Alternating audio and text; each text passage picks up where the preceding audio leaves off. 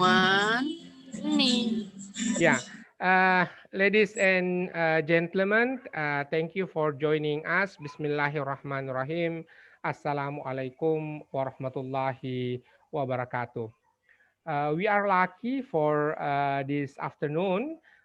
Professor Dinil Pushpalal uh, could join with us to discuss about the concept of human security. Professor Dr. Dinil Pushpalal, he is a professor in Graduate School of International Cultural Studies in Tohoku University in Sendai. Tohoku University has at least two or three campuses around the Sendai city, not only one locations.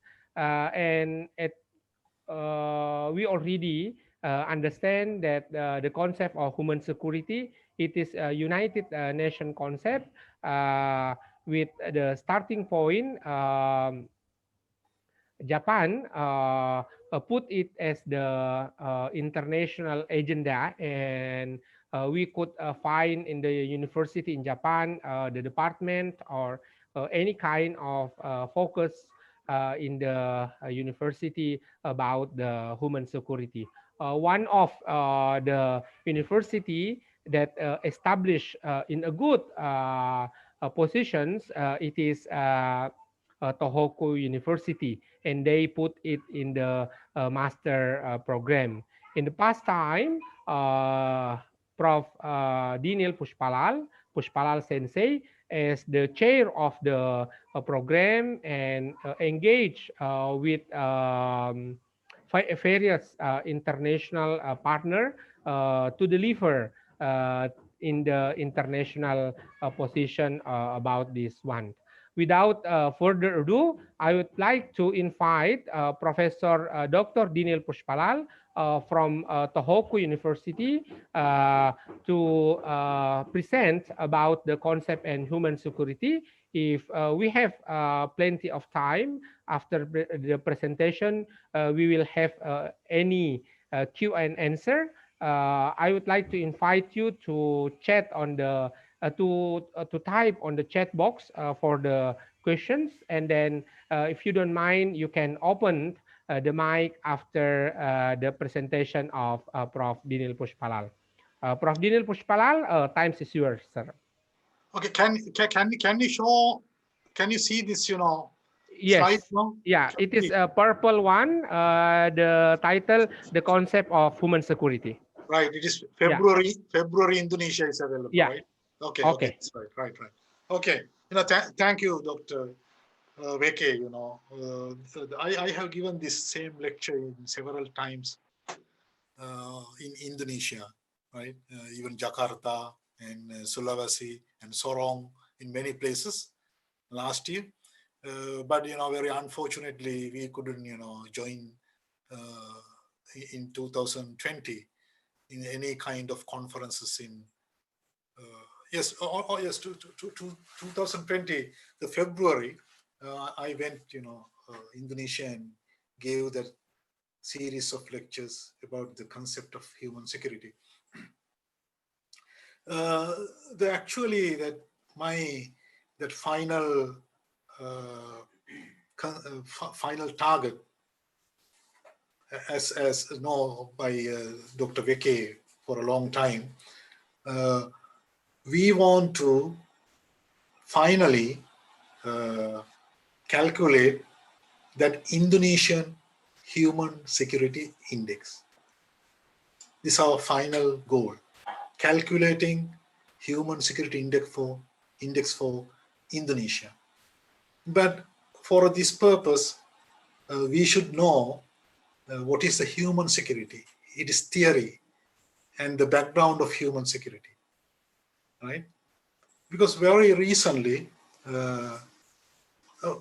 anyway, we could say that human security, that concept of human security is very established in Japan for around, I would say even more than 30 years. It is very well established concept, human security. Then very recently, one of my colleagues and a very famous professor, Professor Takasu. He and his group calculated human security index for Japan. Now it is published in Japanese and English also. I will show you that links about that one later on. That our final purpose is to calculate human security index for Indonesia. Okay, I think, Dr. Beke, can you explain a little bit about this to the people? Is it necessary? Ya, thank you Sensei. Bapak Ibu, Profesor Takasu salah satu orang di Jepang, pakar di Jepang yang memperkenalkan konsep tentang human security atau ketahanan manusia, dan ini adalah konsep yang diperkenalkan oleh Jepang dan juga kemudian dijadikan oleh PBB, Persatuan Bangsa-Bangsa, sebagai konsep yang dilaksanakan secara global. Profesor Takasu dan timnya tidak saja menuliskan dalam berbagai referensi dalam bahasa Jepang, tetapi juga dalam bahasa Inggris, dan nanti Prof. Pushpalal akan membaginya dalam bentuk tautan ataupun link mengenai informasi-informasi. Okay, go ahead, Sensei. Right. Then today, in these slides in PowerPoint, these are the topics I'm going to talk.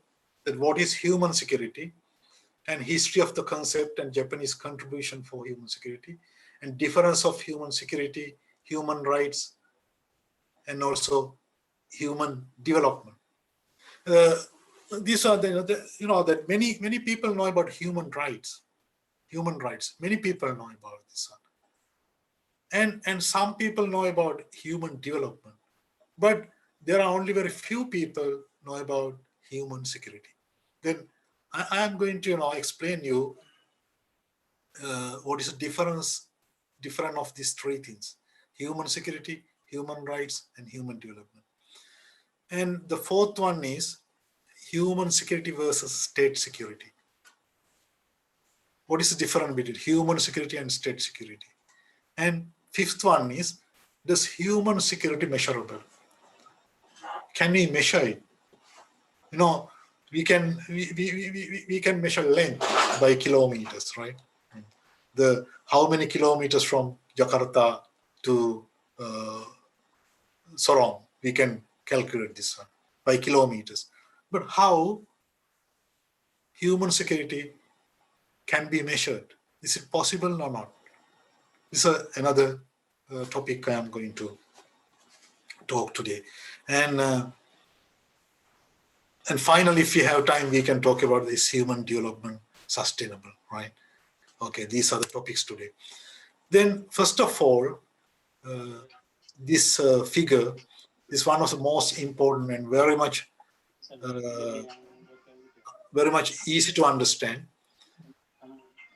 that threats and props of human security.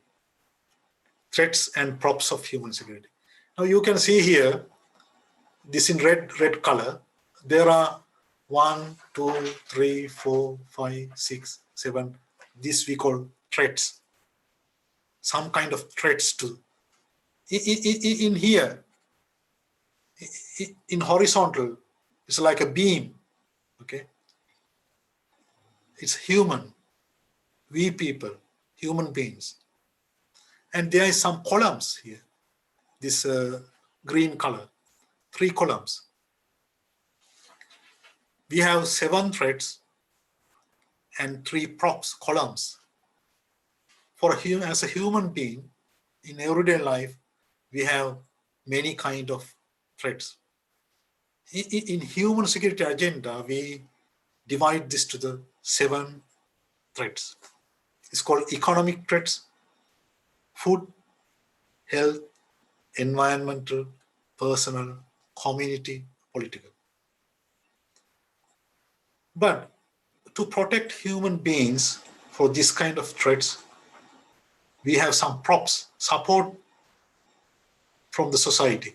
It's freedom from wants, living with dignity, freedom from fear. These words is very important if we talk about human security. All the people should understand this kind of definition. It's very important. We have 7 threats and 3 pillars to support human being. Okay, freedom from wants, living with dignity, freedom from fear. Probably you can explain little in Indonesian this, right? Ya, thank you Sensei, Bapak Ibu. Dalam diskusi kita pada sore hari ini terkait dengan human security, ya saya masih menggunakan istilah bahasa Inggris karena belum menemukan istilah yang biasa kita gunakan atau berterima dalam bahasa Indonesia. Jikalau dalam bahasa Indonesia kita mengenal konsep hak asasi manusia, lalu kemudian kita juga mengenal banyak hal terkait dengan kebebasan berpendapat dan berserikat dan seterusnya, maka di sini juga Prof.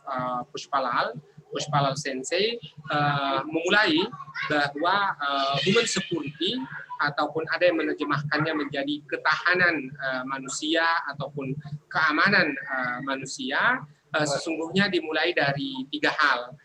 Pertama adalah kemerdekaan untuk dari segala keinginan, kemudian yang kedua adalah hidup dengan martabat, dan yang ketiga adalah merdeka dari ketakutan, freedom from fear. Ketiga hal ini kemudian terkait dengan paling tidak ada 7 hal dalam kehidupan manusia, yaitu ekonomi, makanan, health, environmental, lingkungan, personal, pribadi, community, komunitas, dan juga politik. Dan di masa pandemi hari ini kita mendapatkan tantangan di mana dari sisi health, dari sisi kesehatan, kemudian kita mengalami kecemasan dan juga kondisi di mana kita masih dalam pandemi, dan tentu ini adalah mengancam human security. Thank you, Sensei. You can go. Then, the one very much interesting report, you can see here the source at the bottom. It's called 2016 Human Development Report in page 71. You can download this from the internet. In the report, you know, that the people who prepared this report, they interviewed women in several countries in year 2016. Then here you can find a survey conducted by the Human Development Report Office, asked women of all ages and occupational backgrounds around the world, many countries in the world, and they have several kind of jobs they have done, and they have the different kind of educational level. The one question they ask, what does human security mean to you? What does human security mean to you? It's a very simple question.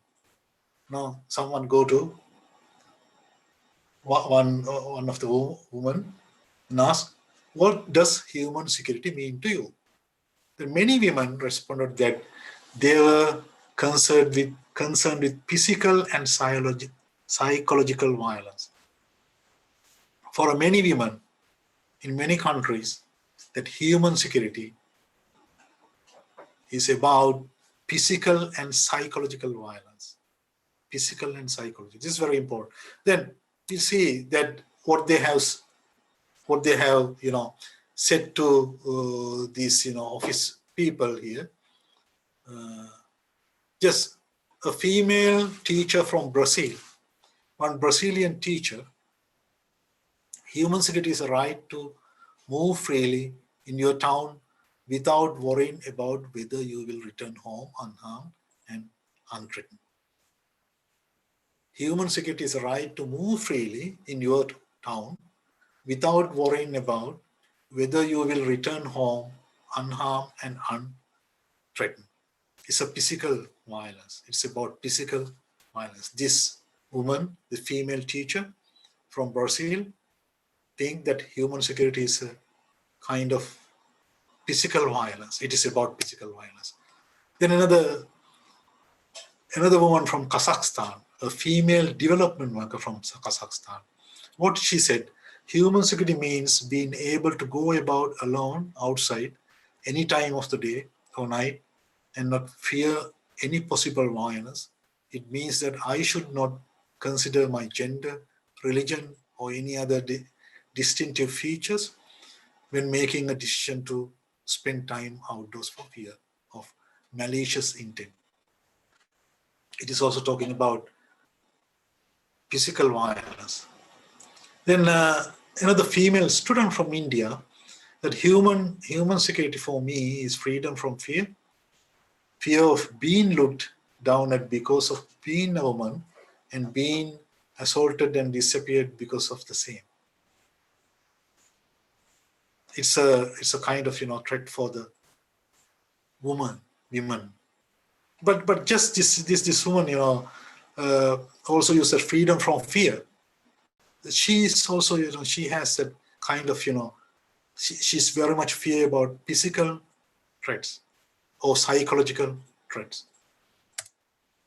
And another woman from Cameroon, human security is being able to sleep peacefully, not being afraid of getting home late at night because of violations, not driving with closed windows for fear that someone will grab my bag, going to the supermarket without being afraid of having my belongings stolen from the car, going to the Yaoundé market without hiding my money in my bra, and walking freely along Kennedy Avenue.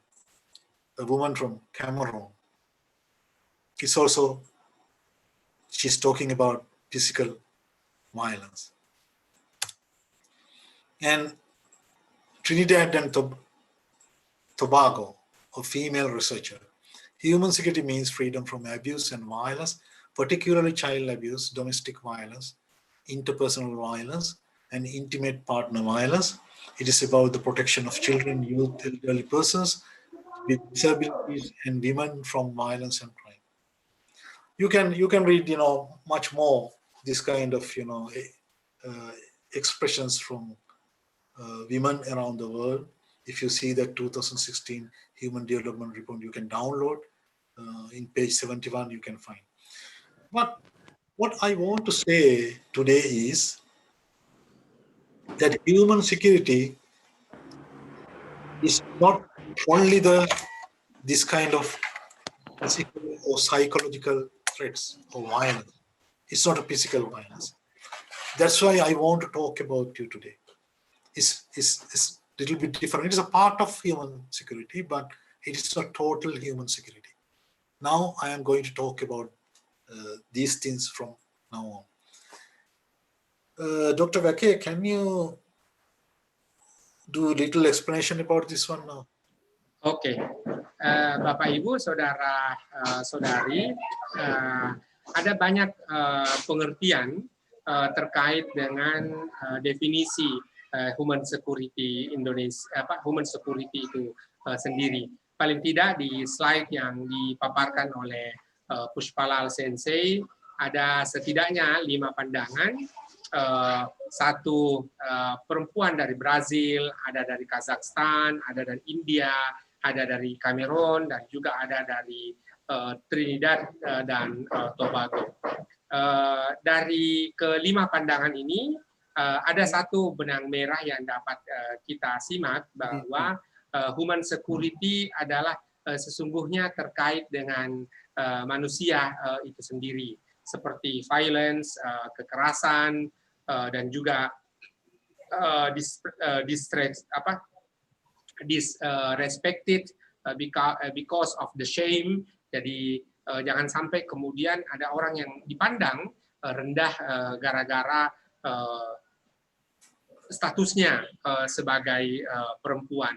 Lalu kemudian satu perempuan dari Cameroon, bahwa human security sesungguhnya adalah kondisi di mana sleep peacefully, tidur dalam keadaan damai, tidak ada gangguan, bahkan ketika pulang ke rumah, home late, at night, malam-malam pulang ke rumah sekalipun, tidak ada yang akan mengancam. Dan satu pandangan dari Trinidad bahwa bagaimana human security adalah sesungguhnya kemerdekaan dari abuse, penyalahgunaan, violence, kekerasan, dan paling penting juga adalah child abuse, ya, pemaksaan ya terhadap anak-anak. Go ahead, Sensei. Okay, then it's generally for many people that human security is like this.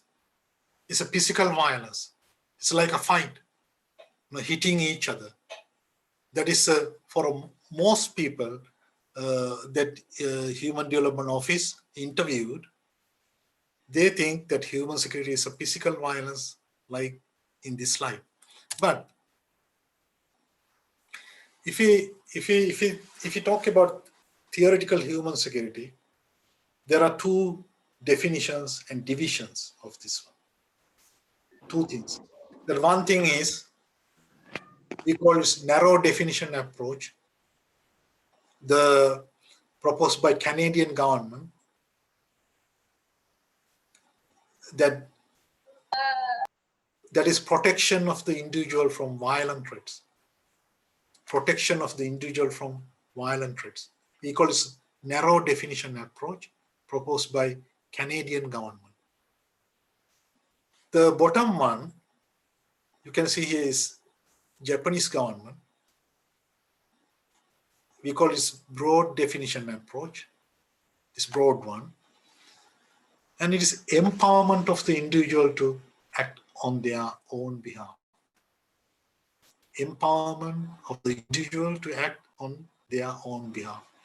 The same word, human security, you can find that two different governments, two different countries define in totally different ways. Canadian government is protection of the individual from violent threats. It's almost same that women in around the world think about human security. It's same as Canadian definition. But Japanese definition is totally different. Empowerment of the individual to act on their own behalf. This empowerment, this word empowerment, is very beautiful and very nice word. Then I will explain later on what is the meaning of this empowerment. Okay.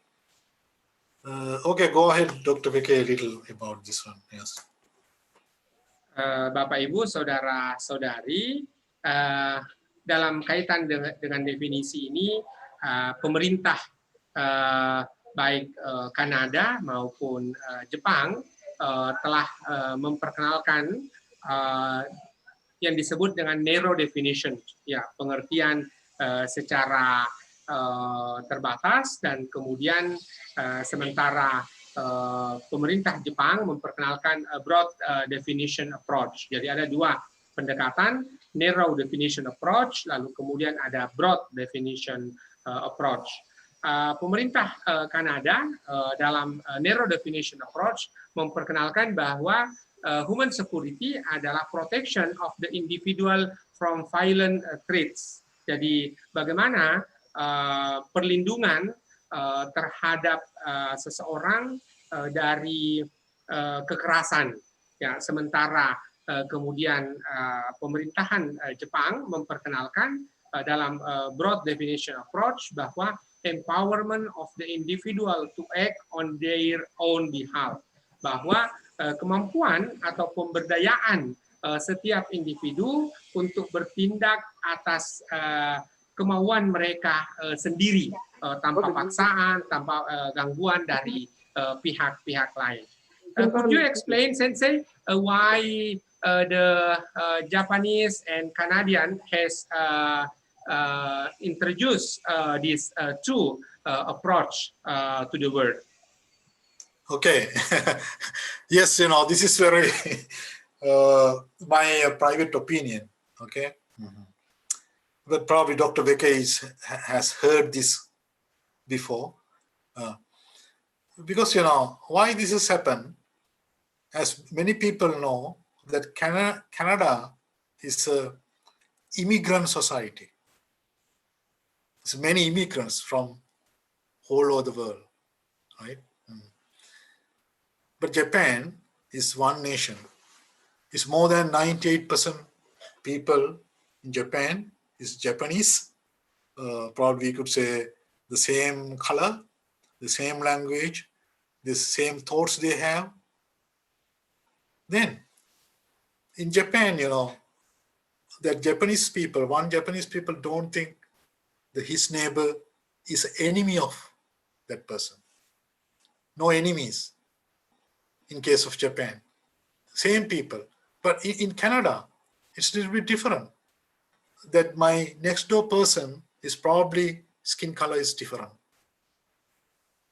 They are talking, they are using different kind of language. They have different kind of religion in case of Canada. That's why they are always, thinking about that person, that my neighbor is probably a threat to me. He will physically do some harmful things to me. There are many, many kind of people from all over the world because of immigrants country. But Japan is non-immigrant country. It's a one nation, one religion mostly. I think this is the difference of why these two nations, the two societies, two governments give two different. It's totally different, left, right. Two different kind of definitions for one technical word, human security. Okay, do you like to translate it? Ya, Bapak Ibu dan saudara-saudari, tadi saya mengajukan pertanyaan ke Pushpalal Sensei terkait dengan Kanada dan Jepang. Lalu kemudian Pushpalal Sensei menjawab bahwa jikalau dilihat secara sosiologis bahwa masyarakat Kanada dan masyarakat Jepang adalah dua bangsa yang kemudian berbeda dalam pembentukannya. Kanada itu kemudian terdiri dari berbagai imigran datang dari berbagai wilayah di seluruh dunia, lalu kemudian jangan sampai ada kekhawatiran bahwa mereka akan menjadi musuh atau menjadi gangguan bagi masyarakat antara yang satu dengan yang lain. Sementara Jepang kemudian karena mereka adalah mono society, merupakan masyarakat yang homogen, itu kemudian mereka tidak punya lawan, tidak punya musuh sama sekali, sehingga ini paling tidak yang mempengaruhi cara pandang antara Kanada dan Jepang dalam menyampaikan terkait dengan human security. Thank you, Sensei. Go ahead. Okay, right. Then I'm going to explain what is empowerment. You can see this title, empowerment is not a charity. Empowerment is not a charity. And you can find that one definition here, it's in the Human Security Now report in 2003. If you read this, you can download this one also. It's pages 10 to 11. Empowerment means enabling people to exercise the freedom to act on one's own behalf and on behalf of others. Empowerment strategies enable people to develop their resilience to difficult conditions. It's very compacted, very nice wordings, very good definition for this one. Empowerment means enabling people to exercise the freedom to act on one's own behalf. Empowerment is not charity. For example, if I want to empower someone else, I need not to give money to someone else. You can see this boy here. It's a very little boy. This boy is fishing. Okay. This boy is not begging us money. He's not asking money from us, but he learned to fishing. He learned to fish from someone else to make his lives, to buy his, school bags, books, pencils, etc. He's not asking money. We are not giving money to him, but we will teach him how to fish. Freedom to act on one's own behalf and on behalf of others. If you once, give someone say, okay, yes, I'm very hungry, sir, please give some money to me. We will give some money. It is charity. We will give, some books to a child. It's a charity. It's not empowerment.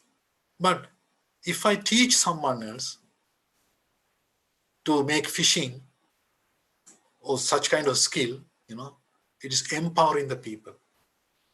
This is the most important thing in human security concept, in human security agenda. And actually, this concept is very, it's a very old Chinese, thoughts. Don't give a child a fish, but show him how to fish. It's a Chinese proverb. Don't give a child a fish, but show him how to fish. It's actually that communist leader, Mao Zedong, used very much. Actually, it's not originated by Mao Zedong, but he used this word for many lectures, many speeches. It's very famous as Mao Zedong's expressions and sayings he always used. It's empowerment. Okay. Okay, now, do you like to explain a little about this? Oke, Bapak Ibu saudara-saudari, empowerment atau pemberdayaan bukanlah donasi atau bukanlah pemberian. Jadi ada satu kalimat dari Mao Zedong bahwa jangan memberi seorang anak ikan, tetapi tunjukkan kepada dia bagaimana memancing. Dengan demikian, dalam kutipan dari buku Human Security Now tahun 2003 halaman 10 sampai 11 bahwa pemberdayaan itu berarti kemampuan seseorang untuk berlatih sehingga dia punya kemerdekaan untuk bertindak sesuai dengan kemampuannya, dan begitu pula dengan posisi dari banyak orang. Lalu kemudian empowerment atau pemberdayaan strategi membolehkan orang-orang untuk membangun kemampuan mereka untuk bangkit dari situasi atau kondisi yang difficult, yang sulit, ya, seperti kita sekarang ini berada di pandemi, maka boleh jadi adalah kita diuji daya tahan kita sebagai human security, kemampuan kita untuk bangkit dari kondisi pandemi saat ini. Oke, Sensei, go ahead. Okay. Then I'm going to explain about what's different between human security and national security. Just if you see this blue triangle, the human security is bottom to top, from the bottom to top. National security is top to bottom. And we can say that human security is people-centered, focusing on threats to daily life. National security is traditional, focusing on external threats from another country. It's very too much different concepts. Now, probably you know that word Cold War. It's said to be happen, in Soviet times. They call it Cold War, but now it is still, happening in some countries. In Soviet times, that Soviet Union has a very strong national security. And still that China has a very strong national security. This means it's top to bottom. From the very strong politicians, they govern ordinary people. It's traditional focusing on external threats from another country.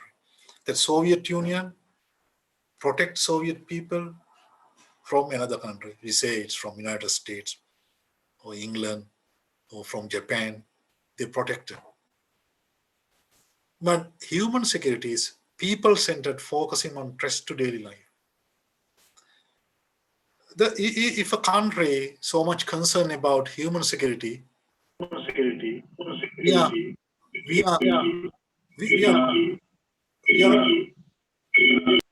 oh, it is echoing. Yes. We are not so much concerned about, a threat from other countries. Threat from other countries. We are not talking. We are not thinking so much. For instance, Japan. Japan is not thinking about external threats. They are not going to protect their people generally from another country. And even they don't have, how do you call the offensive army also. That human security countries, we can say Japan, that national security countries, China, for instance, as example, right? Okay. Then it is very easy to understand. If you see this slide, you can see in the left side state security and right side human security. What are the differences? You can see this kind of arrows here. There are some arrows, right? Then these arrows in state security case, it is protecting inside people from the another countries. Then we have that very strong borders. We are protecting border very strong in kind of state security country. And protection from geographic others, from another country, right? And we have vertical inequality, horizontal equality. In case of state security, vertical inequality. Vertical inequality means we could say horizontal equality mean that I and my neighbor is almost same. We could say it is a socialist times in communist countries, and we have planned economy in a state security country, and no right to self-determination, that individual people can't take any kind of decision. It should come from the country or the leaders. And regulated destiny. This means if we graduated from the university, government give a job to me, go to this place, go to this work for this factory, or work for an army. And it is also unhurried life. We are not so much busy in Soviet times, in Soviet Union countries. That is one of the features in state security. And you can see that human security case, it is totally the opposite side if you read very carefully, right? This is a difference between state security and human security. Okay, Dr. Veke, can you little explain about this one? Iya, Bapak Ibu, ada dua konsep yang kita kenal, state security, keamanan negara, ya pertahanan negara, dan human security atau keamanan manusia atau pertahanan manusia. Dari dua gambar yang ada di sisi kiri gawai ataupun komputer atau laptop Bapak Ibu saudara-saudari, di sisi kiri ada state security, di sisi kanan ada human security. Ini gambarnya. Dan Puspalal Sensei memberikan gambaran sedikit bahwa menyedihkan sekali di masa lalu bumi kita ini, dunia kita pernah mengalami yang disebut dengan Cold War, perang dingin, di mana saat itu terdiri atas dua blok, blok Amerika dan juga blok Soviet. Lalu kemudian kita bersyukur hari ini perang dingin itu sudah tidak ada, namun kemudian tantangan untuk membangun human security masih kita perlukan, dan tentu perang dingin tidak terlepas dari state security, yaitu pertahanan negara saat itu. Ada berbagai hal yang berbeda, ya, di mana kalau kemudian state security ada lebih berporos pada negaranya, sementara human security berporos pada individu ataupun pribadi manusia. Ada 1, 2, 3, 4, 5, 6, 7. Paling tidak ada 7 poin yang lain, aspek yang lain yang membedakan antara state security dan human security. Thank you, Sensei. Go ahead. Okay, right. Then this one, the 3 pillars, human rights, human development, and human security. What is the difference of these 3 words? Human rights, human development, and human security. So it is very, how do you call it? It's a very nice diagram here. You can see here, we can start from human security at the top.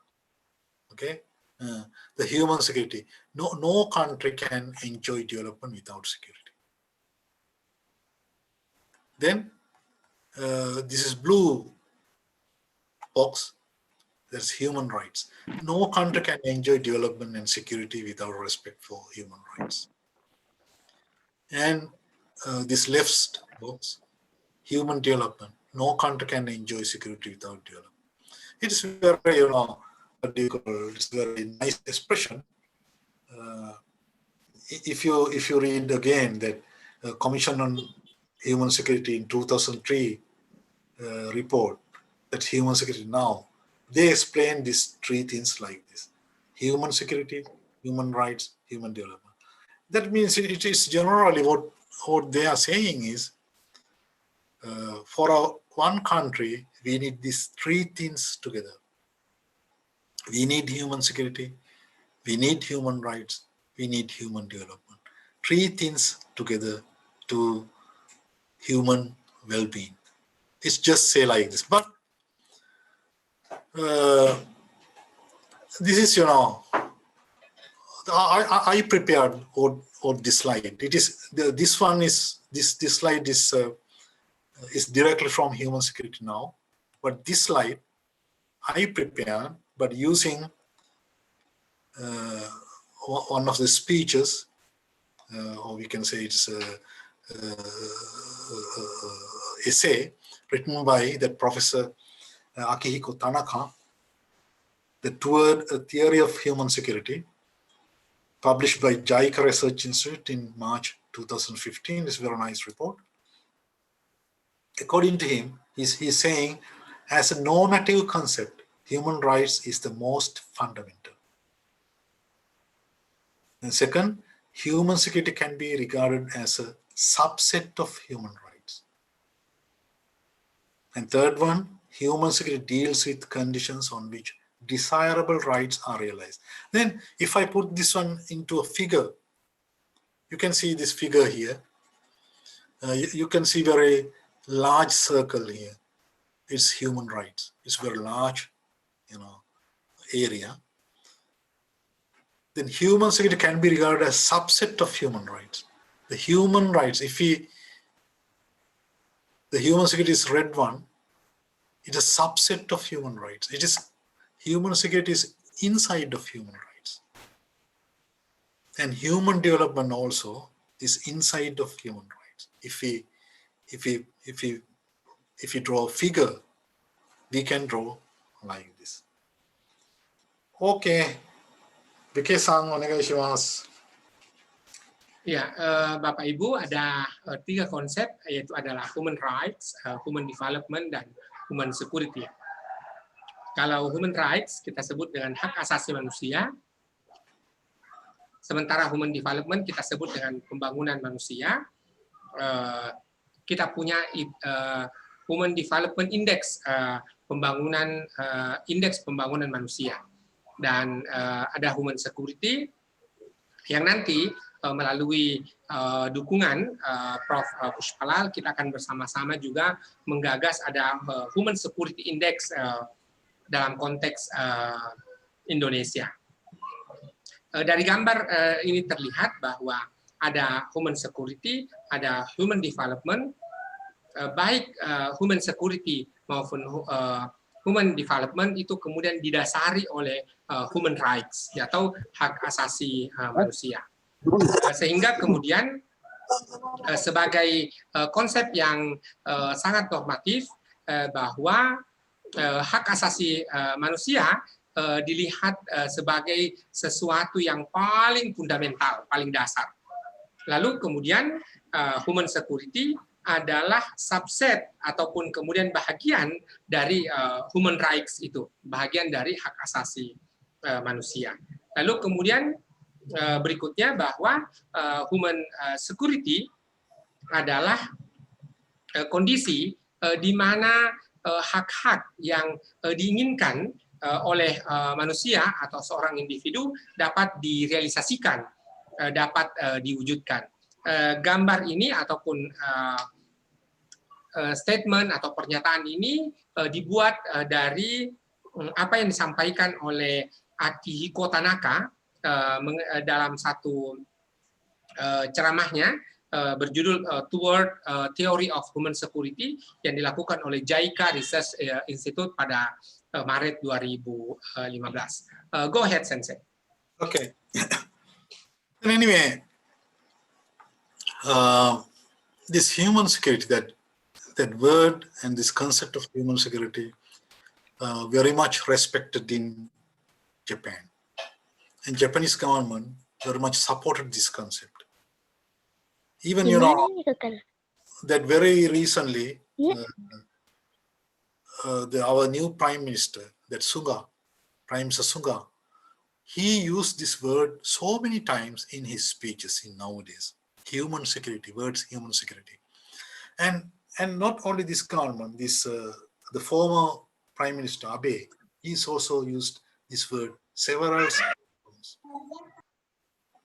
But actually it started in 1998 in Japan, 1998, by the time of Obuchi cabinet.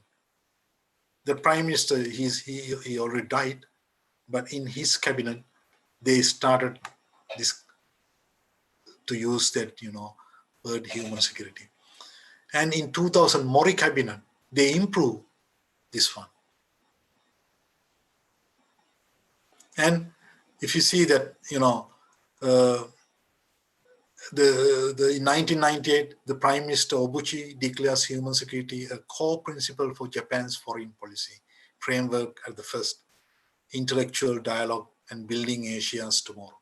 Intellectual dialogue on building Asia's tomorrow. When that Asian financial crisis happened, Obuchi proposed human security.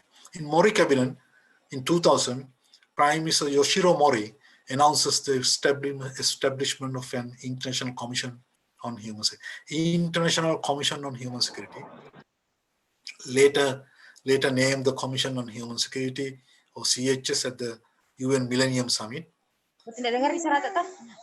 And Fukuda cabinet, 2009, Prime Minister Yasuo Fukuda added the strengthening health system as one of the agendas for the summit at the Toyako G8 summit. Anyway, what I want to say, that continuously the Japanese prime ministers, Japanese government very much, you know, supported the concept of human security. Okay. Vike-san. Oke, Bapak, Ibu, Saudara-saudari, terdapat evolusi keterlibatan atau partisipasi Jepang terkait dengan human security.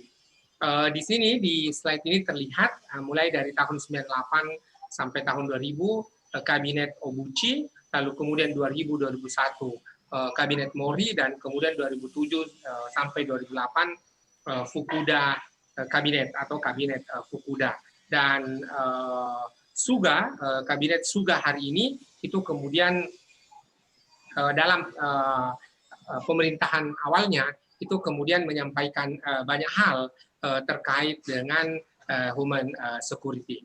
Di sini kita lihat dari kabinet Obuchi menyampaikan mendeklarasikan memproklamirkan prinsip utama human security sebagai kerangka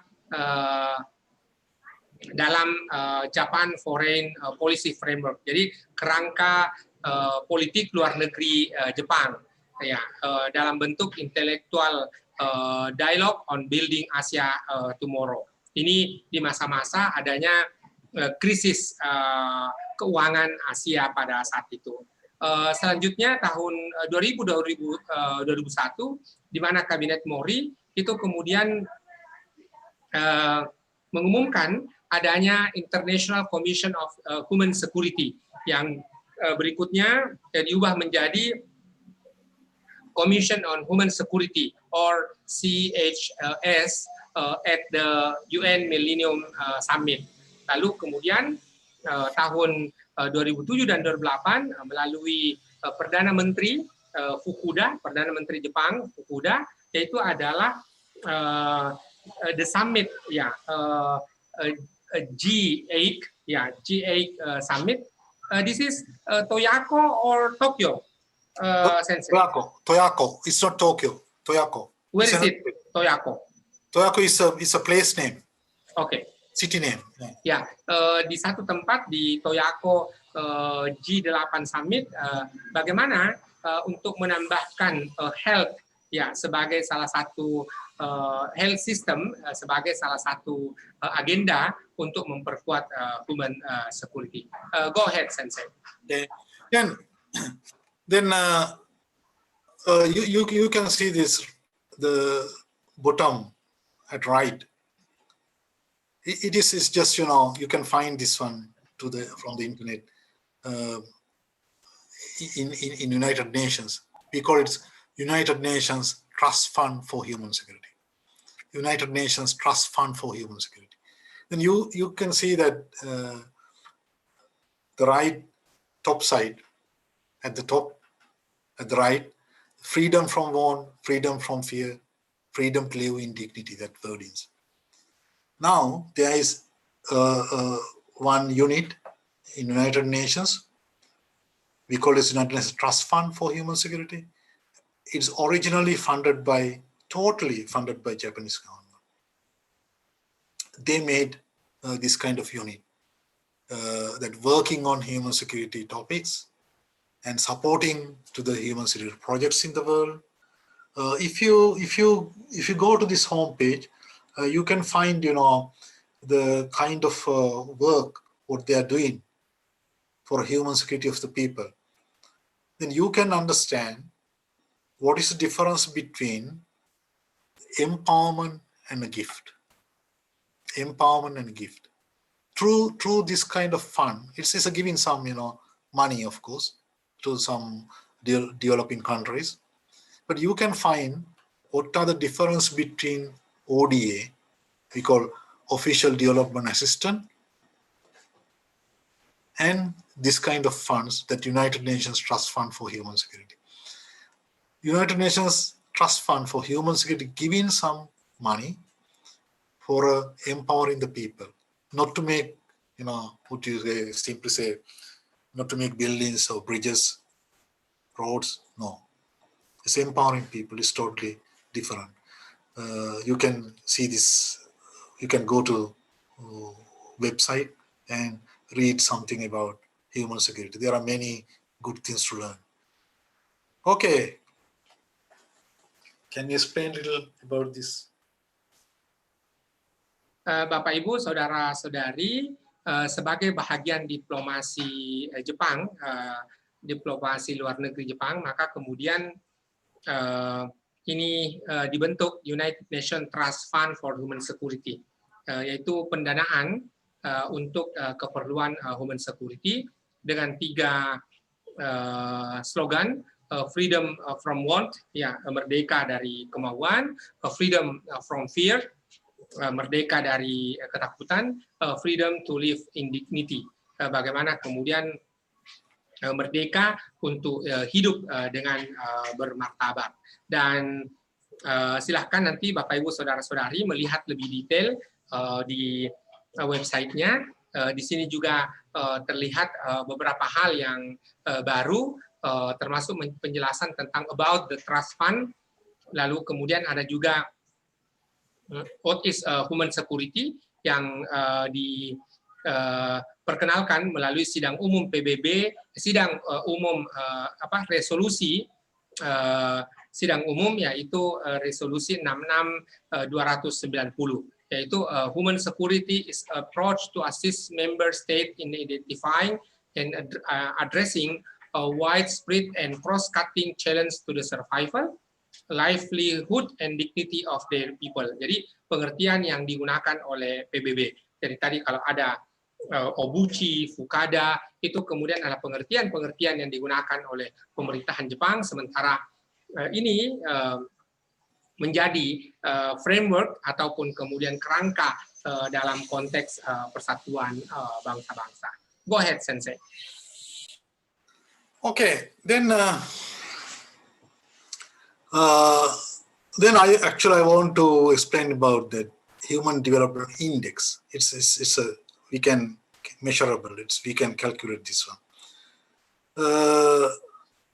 Before going this kind of calculation, do they have some questions or anything else to discuss, or can I continue this one? What do you think about that, Dr. Wei? Okay, maybe we can open for any kind of question, Sensei, before we are going ahead. Yeah. Bapak Ibu, saudara-saudari, sebelum Puspalal Sensei melanjutkan terkait dengan Human Development Index, silahkan jikalau ada pertanyaan boleh diketik di chat box, boleh juga open mic, silahkan, ataupun bagi yang mengikuti melalui streaming Facebook, silahkan jikalau ada pertanyaan terkait apa yang disampaikan oleh Puspalal Sensei. Diskusi kita hari ini adalah diskusi pertama terkait dengan Introduction to International Symposium on Engineering and Technology in Disaster Mitigation. Sehingga nanti insya Allah it will be on 7 to 9 April 2021. We will have the symposium, and one of the keynote speaker is Professor Dr. Dinil Puspalal from Tohoku University, and we will arrange another keynote speaker according to a colleague of Prof. Puspalal. It might be because we still in the middle of the pandemic, so we will have it online conference. Tomorrow, actually, the new semester of the academic calendar of Indonesia for the school, elementary school, high school. Fortunately, we are rising a number of the people that affected by COVID-19. Therefore, we already see like Jakarta, Banten, Bengkulu still close the school, and there is no face-to-face classroom tomorrow, but still online program. That's our objective to have this discussion for today as the introductory of the international symposium that will be have it on 7 to 9 of April. If you have any questions, kalau ada pertanyaan, silakan Bapak Ibu, boleh diketikkan, boleh raise hand, boleh open mic, ya, atau boleh juga menunggu nanti sampai di akhir penjelasan Pushpalal Sensei. So you can go ahead, Sensei. I already invite them to type on the chat box, or they can raise hand. Fortunately, Yeah. we didn't see someone, so maybe we can continue for the presentation. By the end of the presentation, we can still have time for Q&A. Time is yours, sir. Right. Okay. Then I will explain a little about that Human Development Index. Okay, how to calculate this one. This concept is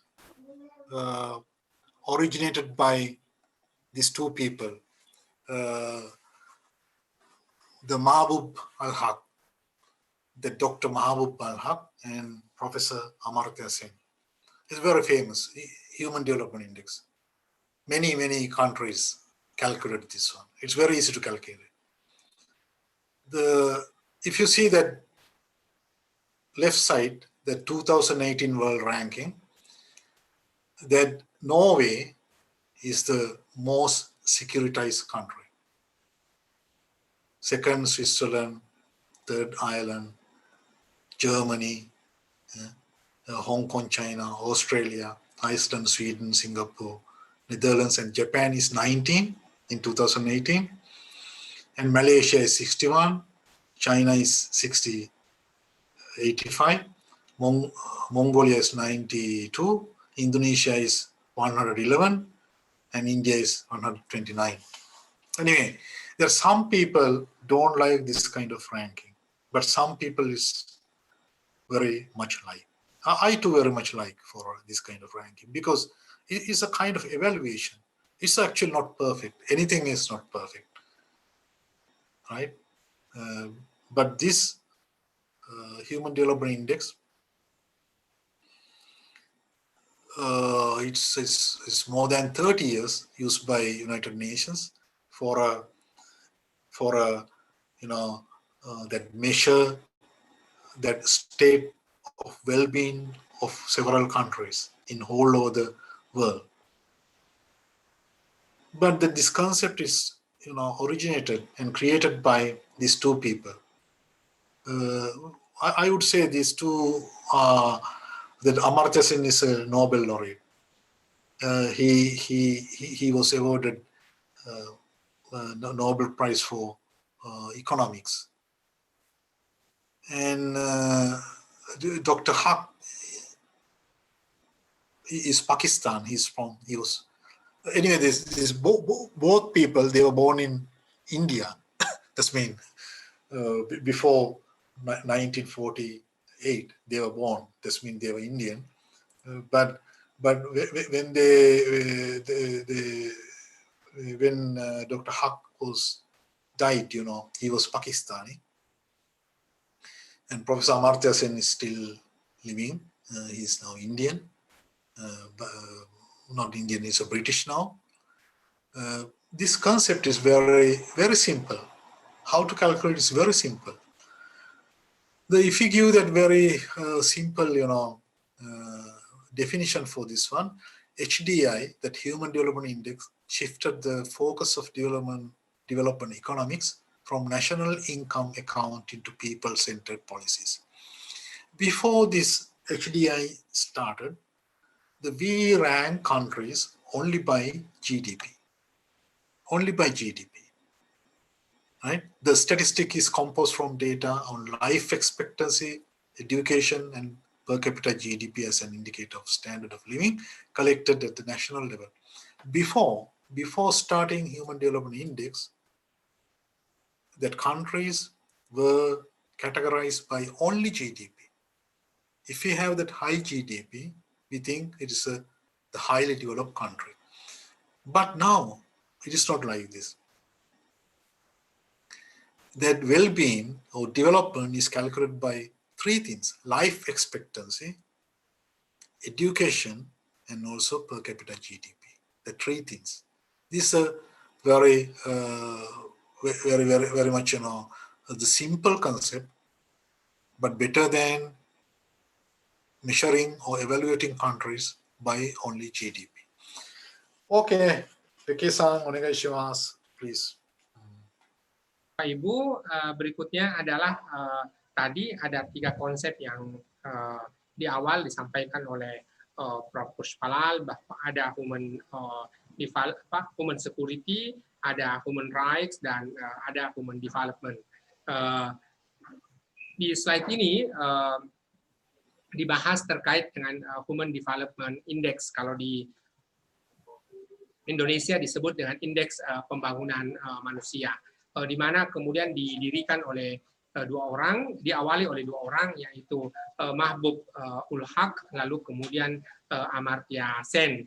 Mahbub ul Haq sendiri telah wafat, sementara Amartya Sen masih hidup bersama-sama dengan kita. Konsep yang dilakukan dengan Human Development Index adalah di mana kemudian statistik tidak lagi hanya sekedar sebagai GDP, ya, growth development per kapita, ya, sebagai indikator atau standar kehidupan secara nasional, di tingkat nasional. Dengan adanya Human Development Index ini tidak saja berfokus ya pada ekonomi. Kalau GDP tadi berfokus pada ekonomi, sementara Human Development Index itu kemudian berfokus pada manusia itu sendiri. Kita bisa lihat ranking 2018, nomor 1 ditempati oleh Norwegia, ya, lalu kemudian Swiss, ya, Irlandia, Jerman, Hong Kong, Australia, ya, sampai kemudian tingkatan ke-10 ada Belanda, dan yang kalau kita lihat Indonesia ada di tingkat 111, ya. Jadi kalau kita lihat Human Development Index ini boleh jadi ada kaitannya dengan kemampuan manusia menangani pandemi. Jadi kalau kita lihat Jepang yang berada di urutan ke-19 dari World Ranking, Human Development Index World Ranking, ini kemudian justru mereka bisa mulai menangani pandemi. And then it might be, how about the Olympic preparation, Sensei? It will be this year or still postponed or? No. It will be, it will be this year, 2021. It will not postpone. If it is not happen in this July, in this year, no more Olympic in Japan. Okay. Yes. Okay, go ahead. Yeah. That means we should, Japanese government should, do this Olympic in this year, and Japanese government planning for this one very much. That's why they generally, open for the foreigners and they can come and everything is. But now, 2-3 days ago, it's already again, stopped to enter that foreign people in Japan. But as I heard, that in February, the Japanese government start to vaccination. And in June, according to the plans, that all people in Japan will be vaccinated free of charge. That's why they want to do Olympic in this year. It will not postpone again. If it is not happen in this year, in July, this means no Olympic again in Japan. Okay. Shall I go the next? Okay, go ahead, Sensei. Okay. Then this, the how to calculate this Human Development Index. It's very simple. Just, we can find, this is one example for Vietnam, Human Development Index for 2007. Okay. We could find life expectancy index. Life expectancy, that's been in average, how many years of people in a given country can live. The life expectancy. There's long, if we can live long, the life expectancy index high. And education index. That's mean schooling years. If it's 12 years or 14 years, 16 years, like this. If we have the longer if you go long years to the school, this means our education index is high. GDP index means it is our income, just, gross domestic products. Then these figures, these numbers should be between 0 to 1. The maximum theoretically will be 1. The lowest theoretically will be 0. But practically, no 1 and no 0. Practically, right? But theoretically, it can be happen. And you can see this 1/3, right? This is, it's very easy to say, it's just arithmetical average. Just we calculate life expectancy index, education index, GDP index by statistical data of given country. Then we add this rate together and divide by 3. That is Human Development Index. For Vietnam, for 2007, it's 0.725. It's very, very simple calculation. And if you see human development reports, even in a very new one, you can find these calculation methodologies and all the data very simply, very, very clearly explained in human development reports. Okay, you can go to that, you can find that web page at the left bottom side, that HTTP HDR UNDP organization. Okay. Okay, Doctor, please. Oke, Bapak Ibu saudara-saudari, ini adalah perhitungan how to calculate, bagaimana menghitung indeks pembangunan manusia itu sendiri. Dengan 3 komponen adalah indeks harapan hidup, indeks pendidikan, lalu kemudian pendapatan per kapita. Kemudian dibagi 3, masing-masing dari 3 komponen ini, lalu kemudian menghasilkan ini. Sebagai contoh, di sini ada Vietnam tahun 2007, di mana kemudian indeks angka harapan hidup 0,821, lalu kemudian pendidikan 0,810, lalu kemudian ada pendapatan per kapita 0,544 yang pada akhirnya kemudian menghasilkan angka 0,725. Jadi dimensi-dimensi yang ada dalam Human Development Index ini yaitu adalah dimensi kesehatan yang dengan indikatornya adalah angka harapan hidup yang kemudian disebut dengan indeks harapan hidup, lalu kemudian dari pengetahuan ada literasi orang dewasa, lalu kemudian menjadi indeks pendidikan, lalu kemudian turun menjadi bahagian dari indeks education. There is one question, Sensei, from Akmal. In one country, how to have the criteria of the Human Development Index?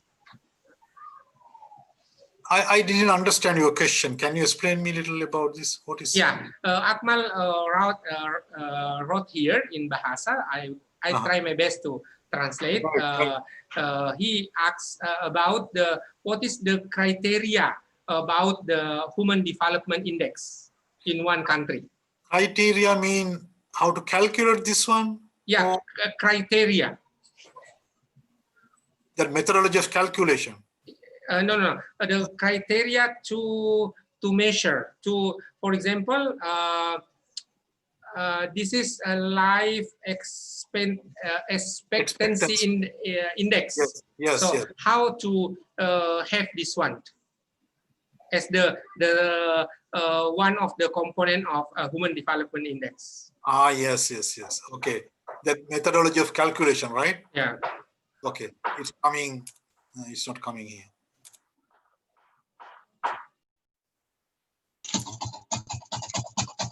Okay, just get a life expectancy index. That calculation, there are one formula Okay, probably I will find here.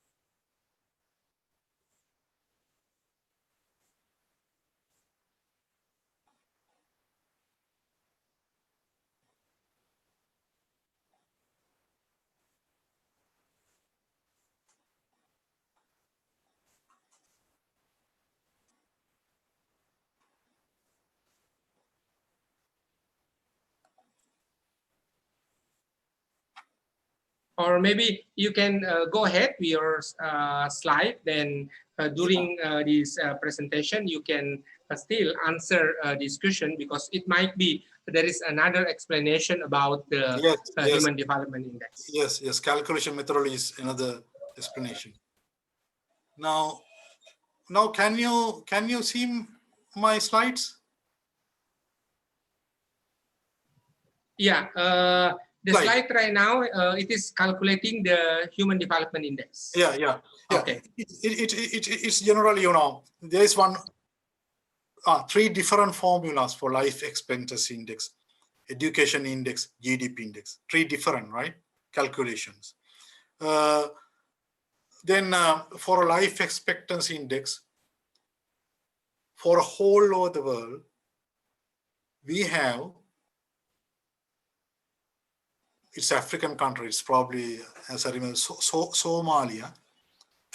That's the shortest life expectancy in the world. That is 25 years. Average life expectancy in the world, the lowest one is 25. Longest one is Japanese, right? It's probably around 82 or something else, 82 years.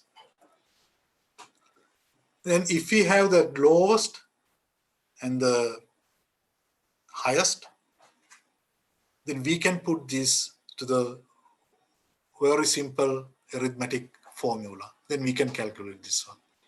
In case of education index also same, right? And GDP index also same. Okay, when we meet the next time, I will show that kind of slides also. I have in somewhere in this, computer.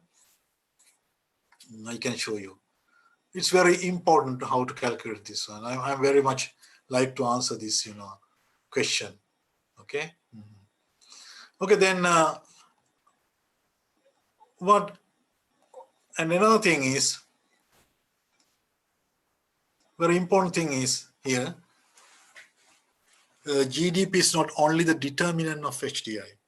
Some people think if you are born in a very rich country, we have very high human development index. It's not true. This is one of important thing. If you are not rich, we are not, because of the reason of we are rich, we are not highly developed people.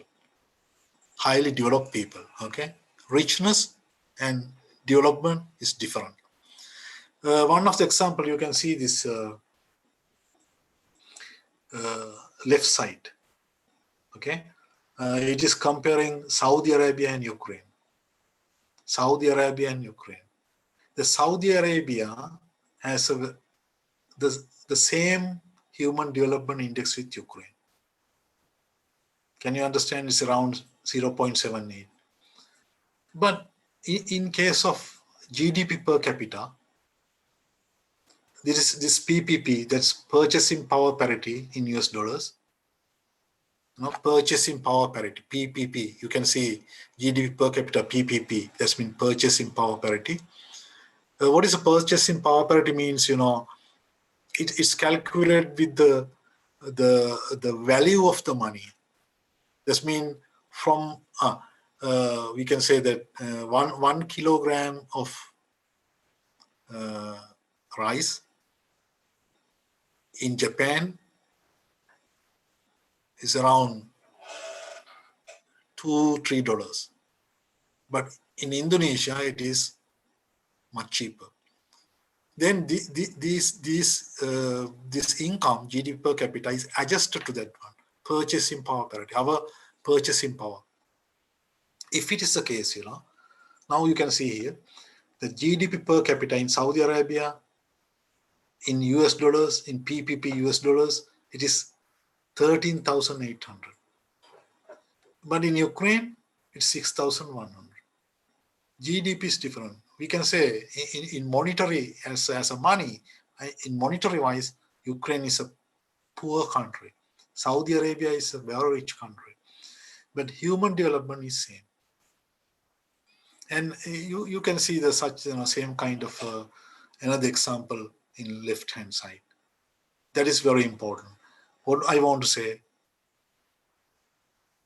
to become highly developed person, we need not necessarily to be a rich person. Okay? Yes, can you explain this one? Ya, thank you Sensei, Bapak Ibu, saudara-saudari. Human Development Index tentu berbeda dengan GDP per kapita. Kita bisa lihat di sini ada dua negara, yaitu Saudi Arabia yang punya GDP 13.800, sementara Ukraina yang boleh jadi disebut sebagai negara miskin itu justru punya 6.100. Tapi dalam kaitan dengan indeks pembangunan manusia, mereka kemudian sama di angka 0,78. Bandingkan dengan Saudi Arabia dan Cina, ya, di mana kemudian Saudi Arabia itu dalam Human Development Index-nya dikaitkan ya dengan aspek yang lain. Oleh karenanya adalah kita bisa melihat bahwa slide ini menjelaskan GDP tidak menjadi faktor determinan dari Human Development Index. Ya, ini hanya salah satu komponen. Go ahead, Sensei. Yes, then one thing I forgot to say in this slide. Why this is happening is Ukrainian people is very well educated. Their education level is very high. They are monetary wise they are poor people, but education level is very high. Okay, can you explain this? Ya, jadi Human Development Index terkait dengan pendidikan boleh jadi itu sangat tinggi walaupun mereka punya pendapatan sangat rendah. There is another questions, Sensei. From Andi Dewi Angriani. For her, this is a new term of human security, but her concern about the human security in the socialist country. Do you have any idea about the practice of Human Development Index in the communist country? Maybe not socialist country, but communist country. Yes, I would say that generally, comparatively, we say in Russia, Soviet Union countries, even now he is in China, right? It is in higher level. Human Development Index in communist countries, I would say, not highest level, right? But not highest level, but high level. That's the lowest countries are African countries. Generally, because the reason is in socialist countries, right? And we can do the former Soviet Union countries, all that Poland, Ukraine, Azerbaijan, Uzbekistan, now Russia. The education is free of charge. Education level is very high. That people going, so long years in the school. That's mean their HDI, Human Development Index, is rather higher than the capitalist countries. Socialist countries rather higher. Can you explain this? Atas pertanyaan dari Andi Dewi Anggriani bahwa negara-negara komunis maupun boleh jadi bukan komunis seperti Rusia yang sekarang ini, mereka bukanlah negara-negara dengan level tertinggi dalam Human Development Index, tetapi mereka di antara peringkat atas. Oleh karena itu, boleh jadi ini akan menjadi pertanyaan bagaimana sistem sebuah negara, tetapi dalam indeks pembangunan manusia kita tidak melihat atau tidak dikhususkan dalam salah satu komponen terkait dengan sistem ketatanegaraan tadi. Kita bisa lihat masih di slide yang sama tadi bahwa bagaimana Ukraina, lalu kemudian bagaimana Saudi Arabia yang justru kemudian berada di peringkat yang sama dalam Human Development Index walaupun mereka punya pendapatan per kapita yang berbeda. Okay, go ahead, Sensei. Okay, yeah, and this one, just I collected some data from HDR, Human Development Report. If we in y-axis life expectancy, how many years we can live, in healthy life, and horizontal is log GDP. It's GDP, but in log scale, right? I will explain, these some mathematical things, in next day with that more with example. But if you generally see, if you think about y-axis and x-axis, life expectancy and GDP, there are a little bit, kind of the connection, right? It is not very high, the correlation between these two things. But we could say, if we are rich people, we can live long. If we are rich, we can live long, right? Because the health expenditures are very high in rich countries. In general, in Japan, it is because in case of Japan, that all Japanese people have been insured. We only should pay 1/3. That very nice medical facilities, very high-level medical facilities, because they have money. Then, if you have money, even very older people, they are going, the hospital. They just have to pay. If you are, more than 75 years old, we have to pay more or less, probably 10% of medical bills. And medical level is very high. That means these people can live long. That's why the Japanese has the highest life expectancy. Okay, please Ridul explain this one.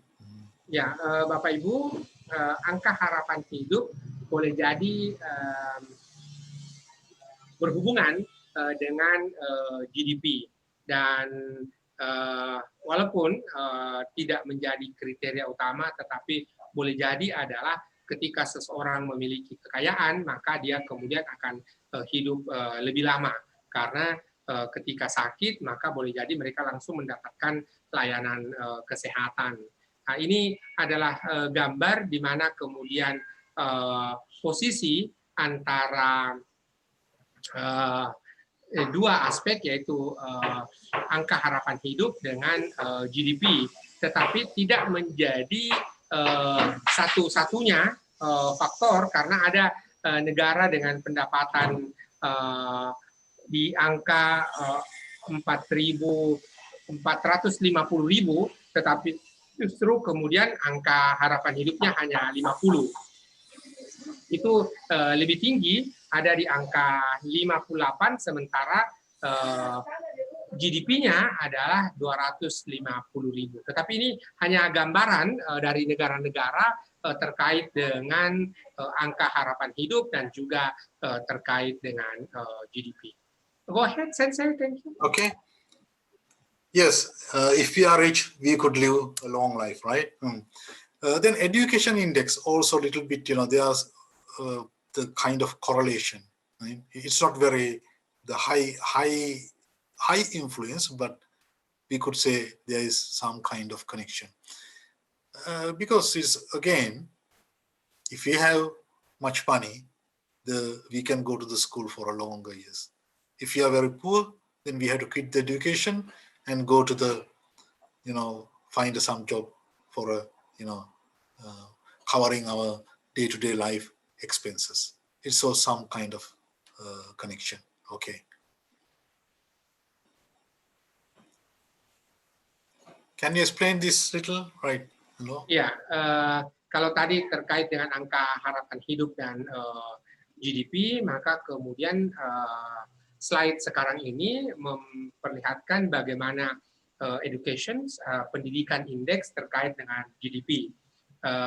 Lagi-lagi bahwa kalau kita punya uang, tentu akan mudah pergi ke sekolah. Tetapi kalau kemudian ada masalah dengan ekonomi, maka boleh jadi orang akan berhenti dari sekolah dan kemudian justru memilih untuk bagaimana mencari sumber-sumber keuangan untuk melanjutkan kehidupan. Okay, go ahead, Sensei. Okay. Then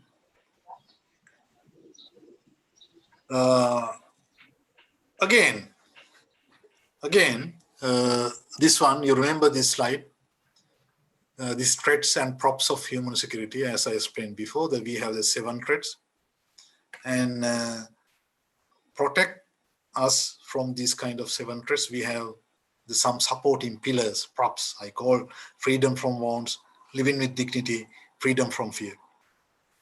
This one theory, one important theory. And this one of our target today, the measuring human security index.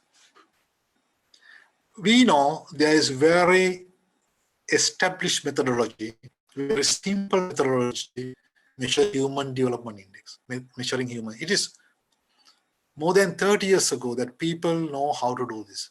It's very simple. If you have life expectancy, if you have that education level, if you have GDP, it's available for a whole many countries, more than 170 countries in the world.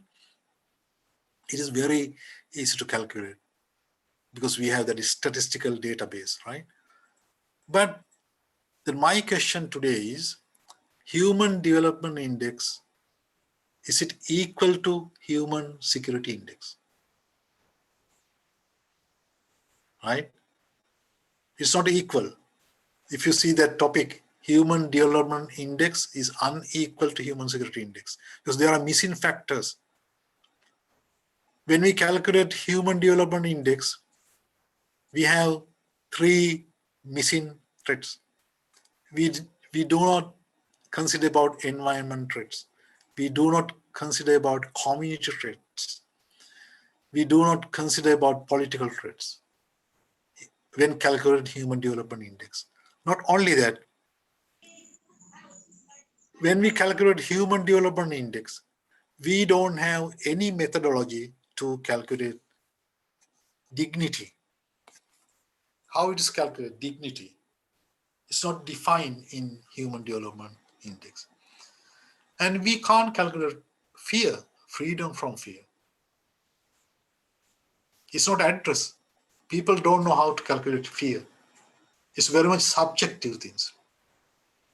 But human development index, we are calculating very well wants, freedom from wants, and economic threats, food, health, personal things.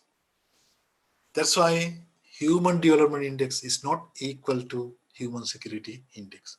And the final purpose is measuring human security index in Indonesia.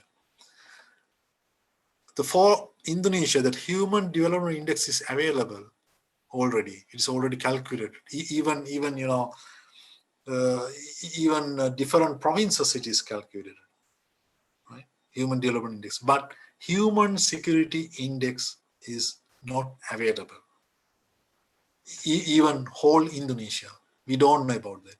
That is our purpose, actually, in probably next year or end of this year or after Corona. That is our purpose.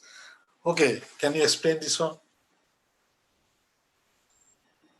Bapak Ibu saudara-saudari, di slide ini digambarkan bahwa Human Development Index atau indeks pembangunan manusia berbeda dengan indeks Human Security atau ketahanan manusia. Karena dalam Human Security Index itu mencakup lingkungan, community, komunitas maupun politik, juga termasuk terkait dengan martabat dan juga ketakutan. Sementara Human Development Index atau indeks pembangunan manusia hanya mencakup kemerdekaan dari kemauan, ekonomi, makanan, kesehatan, dan juga kemampuan personal. Oleh karena itu, dikemukakan oleh Prof. Puspalal bahwa ini ada dua indeks yang berbeda, di mana Human Development Index berbeda dengan Human Security Index. Go ahead, Sensei. Okay, then actually, if I little bit, how do you call the make it figure, okay? HSI, Human Security Index, and HDI, Human Development Index, and another index called SDGI, Sustainable Development Goal Index. If you think, if such kind of three different index available, I want to think about just do they independent or dependent? Independent or dependent? If you see this, figure, you can understand what is I'm thinking. If you see that, that left-hand side, figure 1, HDI, Human Development Index and Human Security Index is separate. It's very much independent. Then if you see figure 2 at the right-hand side, it is tri-component but independent. Left-hand side is bi-component, independent. Right-hand side is tri-component, independent. Then if you go second row, figure 3, now HDI and HSI little bit, overlap. Bi-component, overlap. And figure 4 is tri-component, overlap. And if you go figure 5, at left-hand side, what we can say in figure 5, that Human Development Index is a subset of Human Security Index. Subset of Human Security Index. That HDI is in the HSI. Then in figure 6 is tri-component. We have SDG, Sustainable Development Goals, in the outer circle, most white one. Inside Human Security Index available. In the Human Security Index, Human Development Index available. This is one of the conceptual figure. What I am thinking about Human Security Index or Human Development Index, or if it is available, I didn't hear this one, Sustainable Development Goal Index. This is a conceptual diagram, okay? Dr. Weke, can you go ahead? Yes. We have 15 minutes more, Sensei. Okay. So, because in Tokyo time it will be 7, and in Makassar time it will be 6, and Maghrib inshallah will be arrive soon. And Bapak Ibu, saudara-saudari, ada tadi Human Security Index, ada Human Development Index, lalu kemudian ada lagi Sustainable Development Goal Index. Nah, ini kemudian kita bisa lihat dari gambar yang pertama bahwa ada 2 komponen, gambar kedua kita lihat ada 3 komponen, lalu kemudian di gambar ketiga kita bisa lihat bahwa Human Development Index adalah bahagian kecil dari Human Security Index. Lalu kemudian di mana gambar yang keempat ada Sustainable Development Goal Index, ada Human Security Index, lalu kemudian ada Human Development Index ketiga.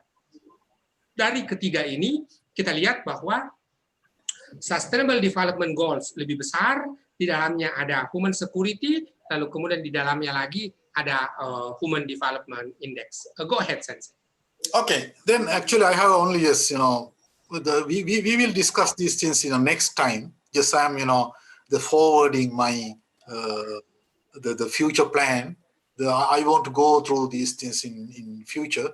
But before that, that finally I want to say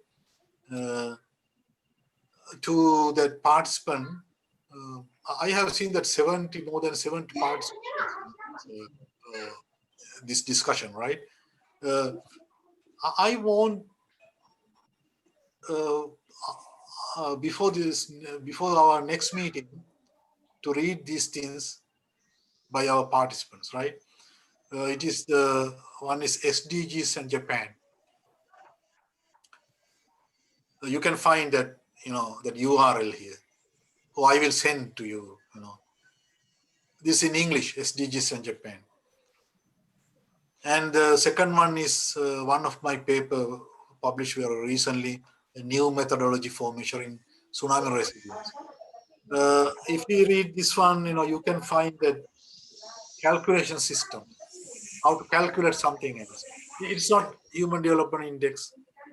It's not Human Security Index. It's another index, but there are very good examples for how to calculate. Right? And the third one is, as references, the fears. One of my papers you can find in this link URL.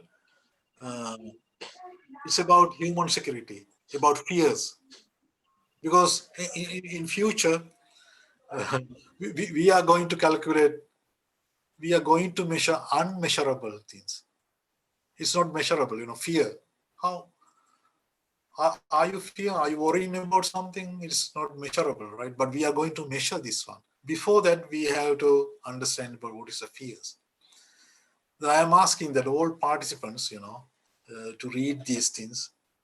You can find these things in the internet, everything else, through these URLs. Please read before our meeting the next time. And the next meeting, I don't know what is time, but in the next meeting, I will explain with more details and with examples how to calculate first Human Development Index and about the Japanese Human Security Index. Okay, how they calculate Japanese Human Security Index.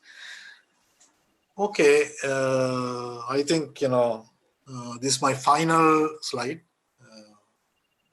Can you go ahead, Dr. Veke, about this? Okay, thank you, Sensei. What is the theory of springs? In the second reference, a new methodology for measuring tsunami resilience using theory of springs. Maybe it could be another one that we could make it as a method for measuring COVID-19 pandemic resilience using theory of spring. Yes, you can. It is this very basic concept. You can use for using anything else. That means not only COVID though, anything else. We can say a new methodology for measuring economic resilience of Indonesia using theory of spring. Right? We can use it. Is this what in this paper? Just I forward the methodology using spring. Spring. This is this spring. But we can use this one for anything else. Anything else we can use. Just I have to talk about that theory of these things first of all, right? But it's for more in future that probably after 2-3 months you can use, of course, measuring, COVID resilience. You can use using theory of spring. That's mean spring is after some pressure, it is returned back very easily. That is spring. Okay. Right? There are some economies, even very strong countries, right? It's very high level of strong economies. But after something happened, after COVID, it will not return back easily. It's not a resilient economy. It's a strong economy. We can think about those things. We can design spring to calculate economic resilience or resilience to pandemics, right? Resilience to diseases, resilience to war. Does our economy is easy to spring back or not? That is a concept of the theory of spring. Yeah. Okay. Thank you, Sensei. Would you like to let us know when the next discussion would be? It's the next 2 weeks, maybe?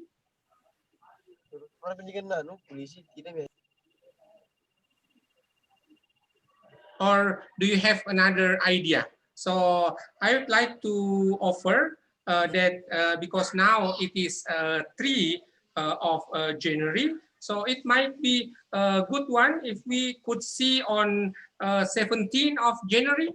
What do you think? 17. Okay, 17. 17. Yeah. Oke, Bapak Ibu saudara-saudari, kita berada di penghujung diskusi dan insya Allah kita akan berjumpa kembali dengan Prof. Pushpalal Sensei pada tanggal 17 Januari di jam yang sama. In the same time, it is 5 o'clock in the Tokyo time, and in Makassar it is 4 o'clock. The discussion still about the human security. This is like kind that we can expand our preparation of our the symposium, and we need your help, Sensei, to identify our colleague from Japan, from elsewhere in the world that could join as the keynote speaker for our conference, because we plan it at 7 to 9 of April. 7 to 9 April, right? Yeah, 7 to 9 April. We name it International Symposium on Engineering and Technology for Disaster Mitigations. It is the host will be Unanda, Universitas Andi Jema. It will be in, it is in Palopo, 6 or I'm not sure how many hours, but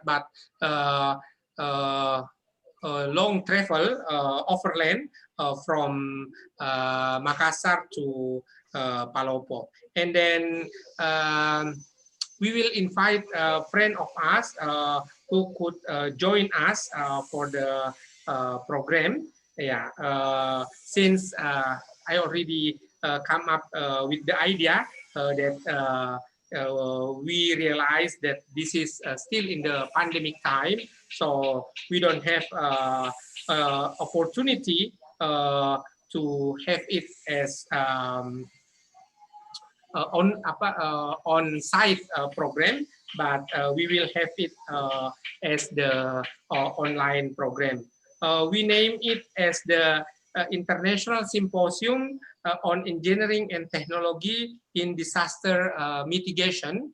It might be to form a collaborative research over there, another publication, or what it could be. Another one, I already identified that there is a small group number of researchers in UN University in Germany could be invited to join us. but we have a different time between Indonesia and Germany, so feel free to arrange a good time for them, so our colleague from Germany could join us. Ladies and gentlemen, Bapak Ibu, saudara-saudari, kita berada di penghujung diskusi kita pada sore hari ini, diskusi bersama dengan Prof. Pushpalal, seorang dosen dari Tohoku University di Jepang. Kita sudah membahas terkait Introduction to Human Security, dan insya Allah pada 17 Januari yang akan datang kita akan kembali melaksanakan diskusi bersama-sama dengan beliau. Universitas Andi Jemma di Palopo akan melaksanakan International Symposium on Engineering and Technology in Disaster Mitigations pada tanggal 7, 8, dan 9 April. Ini diskusi akan berseri dalam rangka menyambut kegiatan kita sampai pada April yang akan datang. Bagi Bapak Ibu yang telah berkenan, Bapak Ibu saudara-saudari yang telah berkenan bergabung, silakan mengisi presensi atau sering juga disebut dengan absensi tautan atau linknya ada di chat box. Panitia dalam hal ini LPPM Universitas Andi Jemma akan mengirimkan sertifikat sebagai tanda apresiasi kehadiran Bapak Ibu saudara-saudari. Ladies and gentlemen, we are in the end of our discussion today. This is a series of discussions. By the end, we will form a human development index measurement in Indonesia that Pushpalal Sensei already come up with the explanation about the human development, and then we already learned from the slide from Pushpalal Sensei presentation that Japan already introduced this one. Before we end our discussion, would you like Sensei in 1 or 2 minutes as the closing statement, please? Yeah, just you know that to actually that we should make a group to calculate this, right? We need some hands and brains to calculate this one, that collecting statistics from several different provinces, that we need to create a group. Then now that there are many interesting participants, I have seen around at sometimes 70, more than 70 participants. Then Dr. Weke, can you prepare that their names, institution name, and the email address, the list of the participants, right? And another thing is, before the next time, I would like to have some questions, if they have some questions, right? Then if you have that questions, it is easy to continue this kind of discussion in future. In any language, right? In Indonesian, you can translate them. I need some feedback, right? Questions from our participants, if they like to, continue this kind of seminar. Okay, that is the thing, and thank you very much. Terima kasih. Okay. Thank you, Sensei. Pushpalal Sensei already give the closing statement with 2 messages. The first one, for those who are interested to join the small group of collaboration, feel free to let us know. For those who are joining this discussion, we already have their email and institution, Sensei. So I would like to offer once again for those who want to join us for the collaborative research. The second one, I would like to extend this information to the director of the research in the Ministry of Research, since the Professor Harry he graduated a master and PhD from Tohoku University in chemical engineering. So it might be he is familiar with Tohoku. So I would like to think that he is more than happy to now to know that we have this collaboration between Indonesian University and Tohoku University. Thank you everyone for joining us. Don't miss the next discussion, 17th of January, in the same time, 5 o'clock on Tokyo time. For Makassar time, it will be 4 o'clock. And then you can send me any questions in Bahasa or in English. I would like to write my email here so you can see on the chat box, and Pushpala Sensei more than happy to answer your question for the next discussion. Thank you very much. Billahi taufiq wal hidayah. Wassalamualaikum warahmatullahi wabarakatuh. Thank you, Sensei. Thank you for everyone. You can continue our Waalaikumsalam.